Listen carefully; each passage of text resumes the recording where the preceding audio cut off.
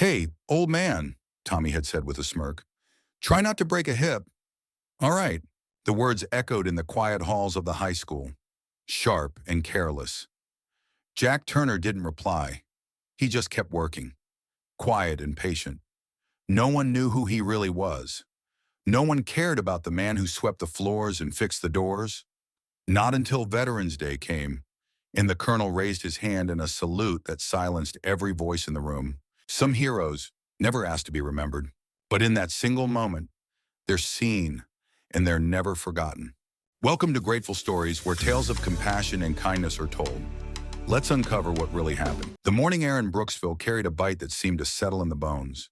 It was the kind of cold that made every breath feel sharper, each step more deliberate.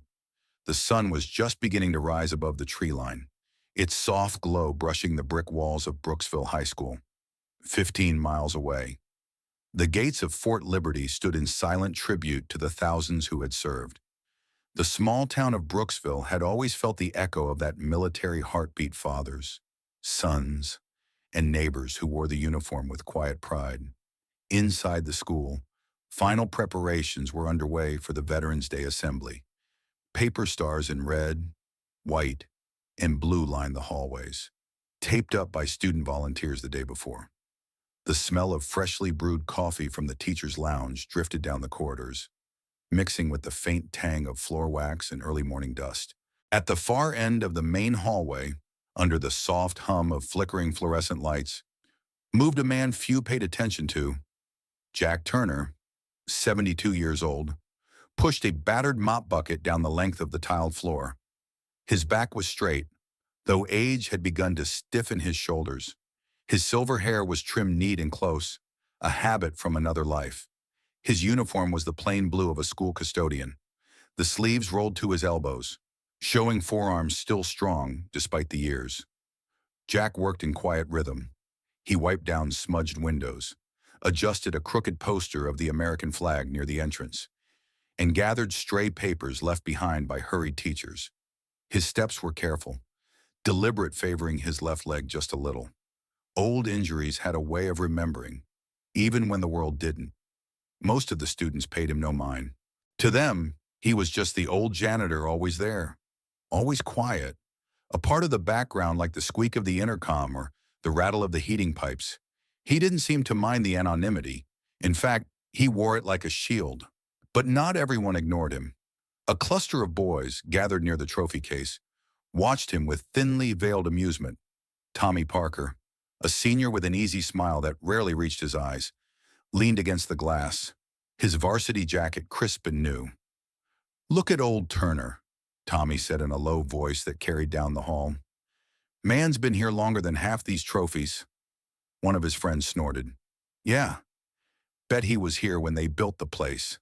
The laughter was sharp, careless, the kind that cut because it was meant to. Jack didn't turn to look at them. He simply dipped the mop back into the bucket, the water dark and swirling, and began the slow, measured strokes across the floor. His face betrayed nothing, no flicker of annoyance, no flash of anger, just the same calm, distant look he always wore. Tommy took a step closer, his sneakers squeaking on the wet tile. "Hey, Mr. Turner," he called, a mock politeness in his tone. "You miss a spot right here." He pointed to an imaginary smear, smirking at his friends. Jack paused, the mop held loosely in his hand. For a moment, he looked at Tommy, just looked. His blue-gray eyes were steady, unreadable, like a calm sea that could hide the deepest currents. Then he gave a small nod, as if to humor the boy, and moved the mop a fraction to the left. No argument, no words, just a quiet compliance. Tommy's smirk faded a little, as if the lack of reaction took the fun out of it. He turned back to his friends with a shrug, and they drifted away, their laughter echoing down the hall. When the last of their footsteps faded, Jack leaned the mop handle against the wall and took a moment to roll his shoulders back. Working out the stiffness, his breath left him in a soft sigh, the kind that held more weight than words ever could. He glanced out the window, where the sky had shifted from steel gray to the soft gold of a new day. Somewhere in that morning light, He let his thoughts wander just for a heartbeat back to the years when his uniform was a different shade of blue, when he had stood at attention for reasons no one in this hallway would ever know. He didn't linger in those memories. Jack Turner never did. He picked up the mop again and continued down the hall, his steps measured and sure. The quiet was a comfort, and in it, he found a kind of peace that had always eluded him in the noise of the world. Down near the main entrance, Lena Williams watched from the doorway of her classroom. Lena was in her late 20s, a history teacher with a soft voice and a sharper mind than most gave her credit for. She noticed Jack in ways others didn't, the careful way he straightened a bent flag pin on the bulletin board, the quiet patience in his hands as he fixed a squeaky door without being asked. She had heard rumors, of course, in towns like Brooksville. Stories had a way of drifting down through the years like old songs. Someone said Jack had served in Vietnam. Another claimed he had medals tucked away somewhere, though he never spoke of them. Lena believed it. There was a gravity to him, a kind of dignity that didn't come from the work he did now, but from something older, deeper. She stepped into the hall as he passed by, offering a small smile. "Morning, Mr. Turner," she said softly. He looked up, and for a moment, the lines around his eyes softened. "Morning, Miss Williams," he replied, his voice a low rumble, warm but restrained. "You all set for the assembly today?" she asked, tucking a stray lock of hair behind her ear. Jack just nodded. "Big day," he said simply. She nodded back. "It is." They stood like that for a moment, two quiet souls sharing a breath of understanding in the hush of a waking school. Then the bell rang, and the halls flooded with students shoulder to shoulder, voices rising in a chorus of chatter and laughter. Jack stepped back, letting the tide of youth wash past him. Lena watched him go, her heart tightening a little at the way he moved steady, calm, invisible to most, but never to her. As the morning unfolded, final rehearsals took over the main auditorium. The chorus practiced America the Beautiful under the watchful eye of the music teacher. The student council ran through the order of events, checking notes and programs, making sure every flag was perfectly placed. In the back, Jack moved between the folding chairs, adjusting them so each row was straight, each seat ready for the weight of the day. The boys who had mocked him earlier passed by again, this time busy with their own roles in the ceremony. Tommy caught his eye for a moment, but Jack only gave him that same small nod before moving on. No resentment, no bitterness, just the quiet dignity of a man who had learned that some battles were worth fighting and some were better left alone. Outside, in the wind carried the faint echo of the bugle calls from Fort Liberty, a reminder that the world beyond these walls had seen sacrifice far greater than a high school assembly could ever capture. And inside, Jack Turner, the man who swept the floors and fixed the broken hinges, carried that memory in every careful step he took. The veterans would be honored today.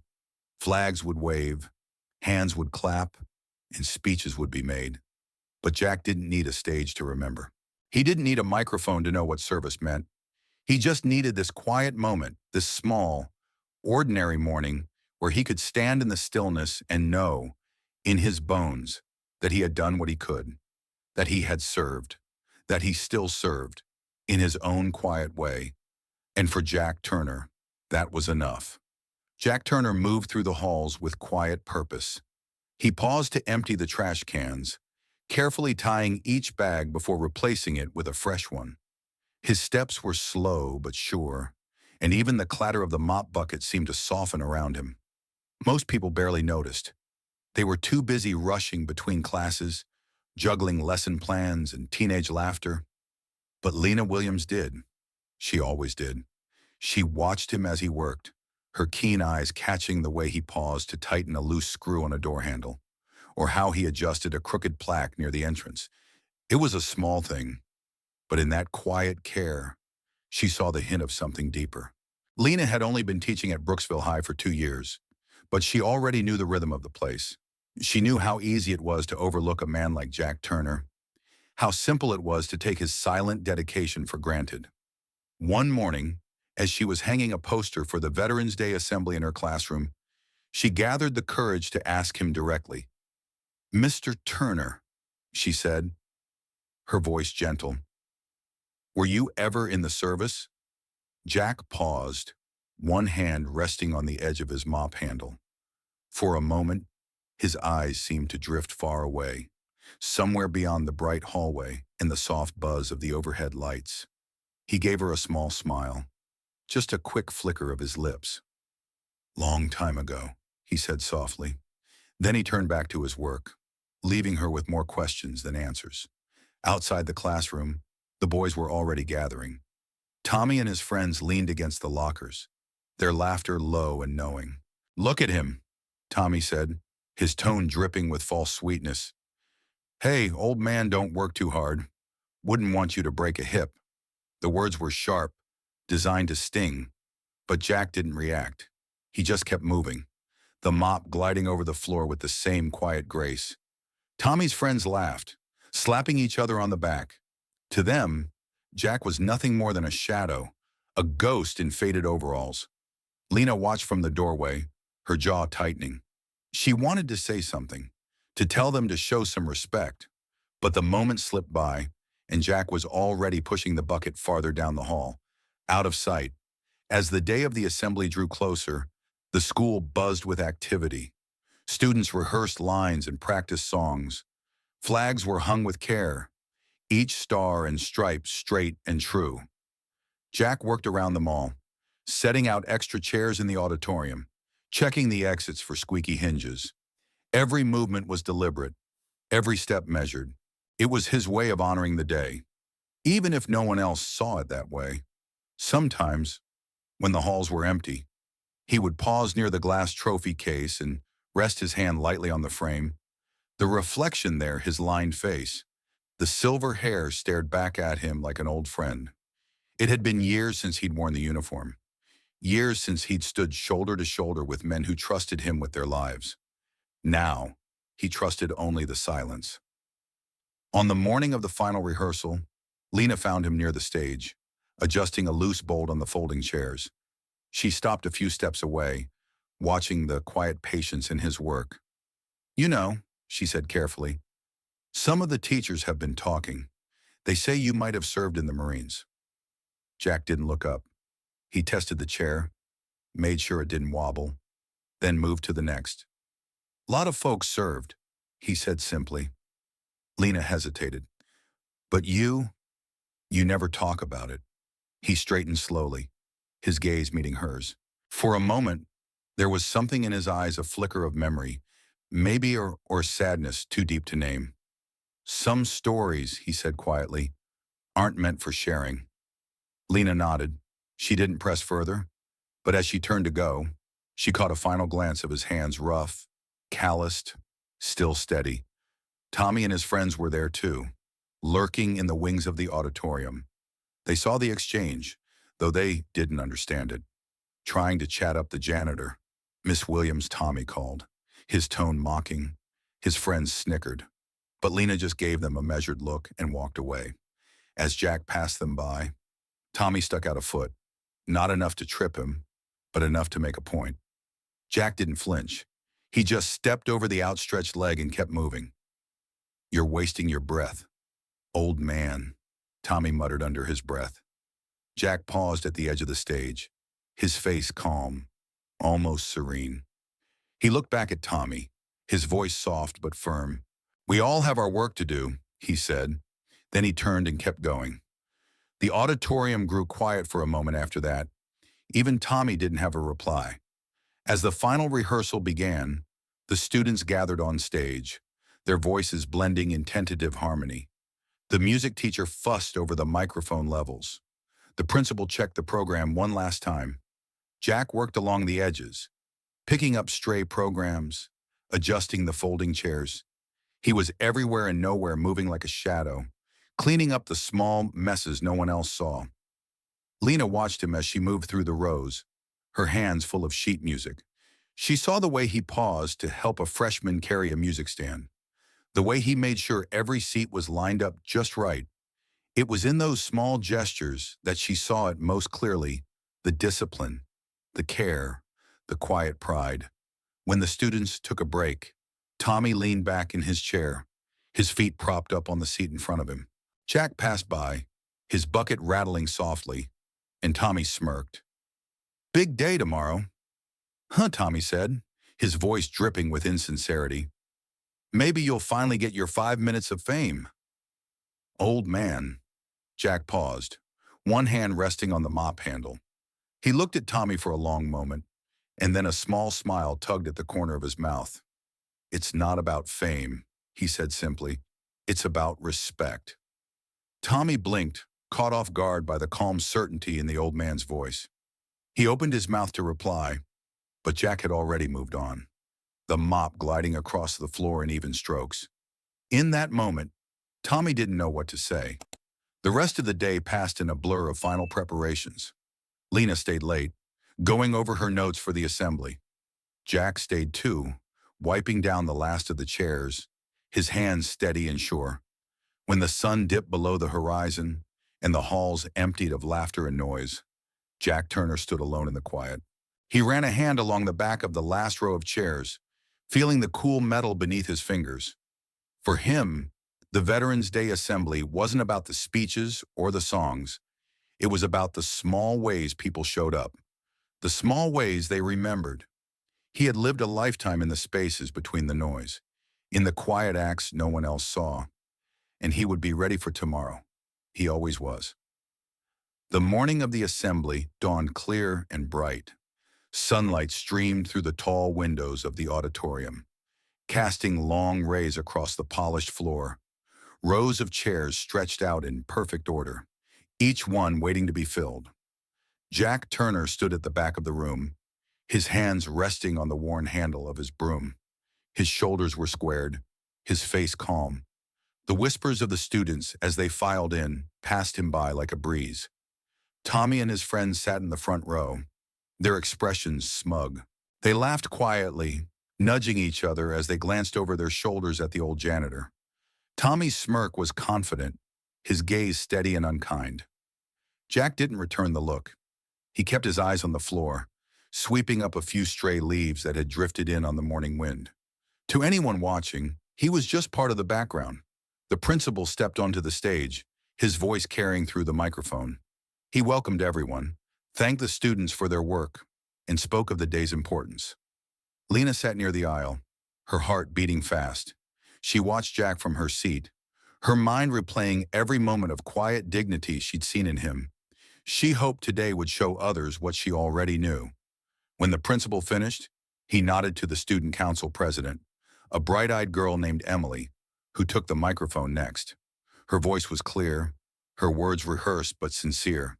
"We gather today," she said, "to honor the men and women who have served, to remember their sacrifice, and to thank them for the freedoms we too often take for granted." The room fell silent as she spoke, the weight of her words settling over the rows of students and teachers. Jack shifted his broom to the other hand, his eyes steady on the stage. Then Emily's voice dropped lower. "And now, it's my honor to introduce our special guest," she said. "A man whose service has inspired many, whose courage has saved lives, and whose presence here today reminds us all of what it truly means to serve." She stepped back as the doors at the side of the stage opened. A tall figure appeared, his uniform crisp, the silver eagle insignia on his shoulders gleaming in the light.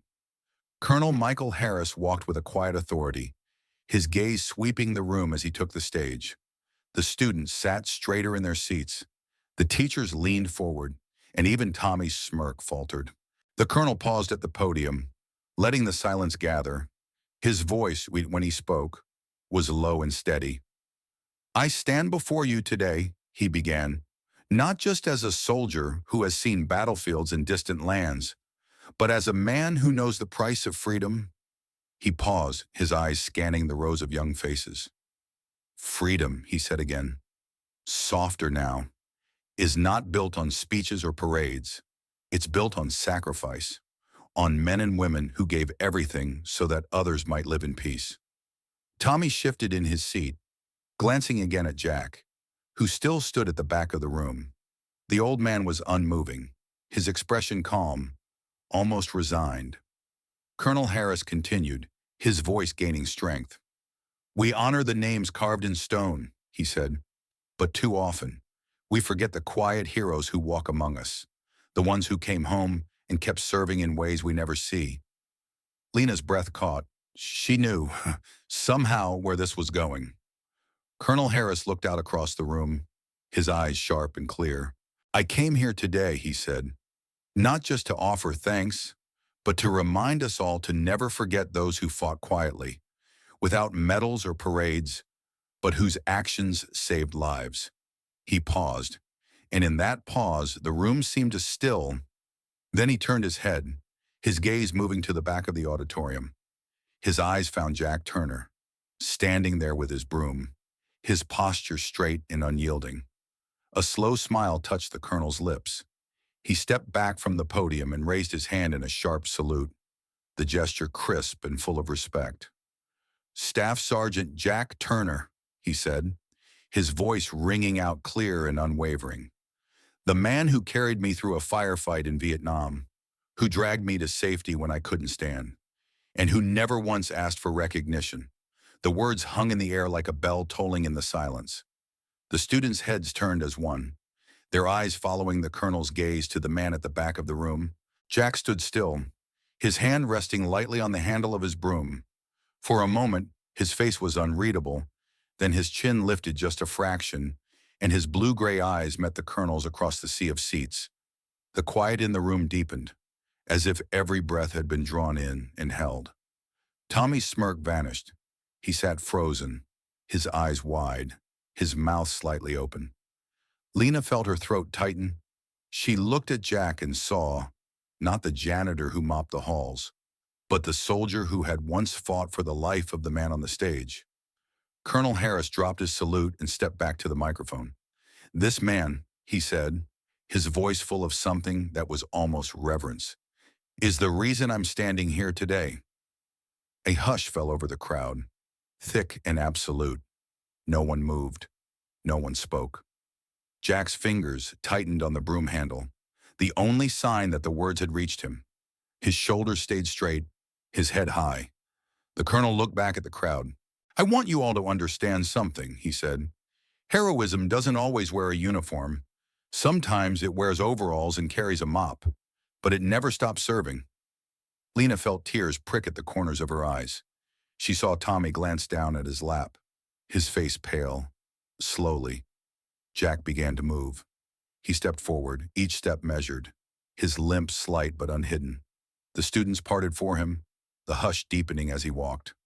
When he reached the front of the room, the colonel stepped down from the stage and met him there. They didn't speak. They didn't need to. Colonel Harris extended his hand, and Jack took it, their grip firm and sure. For a long moment, the two men stood there, the old soldier in the crisp uniform and the quiet janitor in his faded work clothes. Then the colonel reached into his jacket pocket and pulled out a small, battered metal case. He held it out to Jack, his eyes bright with respect. Jack hesitated, then took it with careful hands. He opened the case and looked down at the bronze star inside. The light caught the metal, glinting for a moment like fire in the dim room. Lena watched as Jack closed the case again and slipped it into his pocket. He nodded once, a silent thank you that said more than words ever could. The applause, and when it came, started softly, a single pair of hands clapping, then another until the room was filled with the sound of it. Jack stood there, the broom still in his hand, his shoulders straight, and for the first time in many years, he let himself smile. He had been seen. He had been remembered. Jack Turner stood at the foot of the stage, the bronze star now resting deep in his pocket. Colonel Harris stepped aside, his head bowed in quiet respect. The applause faded slowly, leaving only the gentle hush of a room holding its breath. For a long moment, Jack didn't move. Then he took a single step forward, his limp evident but unashamed. He climbed the steps to the stage, each movement deliberate, each breath steady. He didn't say a word as he reached the top. Instead, he turned to face the crowd, the students, the teachers, and the young men who had once mocked him. His eyes were calm, his expression soft, but there was a weight there that everyone could feel. The colonel met him with a small, respectful nod. Jack returned it, the faintest smile touching his lips. He didn't need a speech. He didn't need a script. His presence alone was enough. Lena sat in the front row, her hands clasped tight in her lap. She watched every movement, her heart swelling with something close to pride. She had known there was more to him, but seeing it revealed so plainly felt like a gift. Tommy sat rigid, his eyes downcast. His laughter from earlier was gone, replaced by a flush of shame that crept up his neck. He couldn't look at Jack, couldn't meet the gaze of the man he had mocked. As Jack turned to leave the stage, Lena rose quietly and moved to meet him at the edge of the aisle. Her hand found his as he passed, her fingers curling around his weathered palm. "Thank you," she said softly, her voice barely above a whisper. "For everything." Jack looked at her, his eyes gentle. He nodded once, a gesture that spoke of understanding, of a kindness too deep for words. Then he released her hand and continued down the aisle. The students parted for him as he walked. The silence that followed him wasn't empty. It was full of respect, of recognition, of something that felt like healing. Tommy's eyes lifted for a moment, just long enough to see the quiet pride in Jack's face. Then he dropped his gaze again, his shoulders hunched. The lesson had found him, even if he hadn't asked for it. Lena turned to watch Jack as he moved toward the back of the room. She saw him pause near the door, his hand brushing lightly over the handle of his broom, an old habit, a small comfort. And in that moment, she understood something she hadn't before. Heroism isn't always loud. It isn't always medals and parades. Sometimes, it's a man who sweeps the floors and fixes the doors and never asks to be noticed. Sometimes, it's the quiet dignity of a life spent in service, first in uniform, and then in the shadows of a place that had nearly forgotten him. Jack didn't stay to bask in the applause. He stepped back into the hallway, the sound of the crowd still echoing softly behind him. The halls he had cleaned for years felt different now, like they saw him. Really saw him. For the first time. He paused at the window that overlooked the small courtyard. The morning sun was higher now, casting long beams across the frost-tipped grass. Jack rested his hand against the glass, feeling the warmth seep through. Outside, the flags of Veterans Day fluttered in the gentle breeze. The red, white, and blue seemed brighter than ever. He closed his eyes for a moment, a quiet breath slipping past his lips. In that stillness, he let himself remember not the battles or the medals, but the men he had fought beside, the ones who never came home. He carried them with him still, in every careful step, in every quiet act of kindness. Lena came to stand beside him then, her presence a soft, steady warmth. She didn't say anything. She didn't need to. They stood together, two people who understood that history isn't always written in books or sung in anthems. Sometimes it's carried in the quiet hands of those who never stop serving. Tommy watched from a distance, his face pale, his expression solemn. He had learned something today, something he would carry long after the last echo of applause faded. In the lobby, the teachers spoke in low voices, their eyes flickering toward the doorway where Jack and Lena stood. There was no more laughter, no more careless words, only a deep, abiding respect that would not be forgotten. Jack turned to Lena one last time. "Thank you," he said quietly. His voice was low, steady, like the sound of a river that had run for years. She smiled, tears in her eyes. "No," she said. "Thank you." He gave her that small nod again, then stepped back, his hand brushing the mop handle as he turned to leave. As he disappeared down the hall, the applause in the auditorium rose once more. It was louder this time, fuller, like the town itself had found its voice again. Jack didn't look back. He didn't need to, because in that moment, he wasn't just the janitor. He wasn't just the man who swept the floors. He was the quiet hero who had kept serving long after the war ended. He was the keeper of small spaces, the protector of small kindnesses. And finally he was seen. When the last echoes of applause faded, and the students filed out into the bright November air, the memory of that moment stayed with them. Not in the grand speeches or the polished uniforms, but in the quiet man with the silver hair, who had given everything without ever asking for anything in return. And as the doors closed behind him, the town of Brooksville carried that memory forward into every dawn, into every small act of care. Because some heroes don't wear medals on their chest. They wear the weight of memory in their hearts. And in the end, that's enough. In our darkest moments, kindness still finds a way, often in the quietest places. Not everyone who helps wants recognition. Some just need to know that today, someone isn't going hungry. And sometimes, that alone is enough to change a life. You may forget the story, but if no one retells it, history stays silent forever. Subscribe to Grateful Stories, where justice is honored, kindness is remembered, and no act of quiet heroism is ever lost.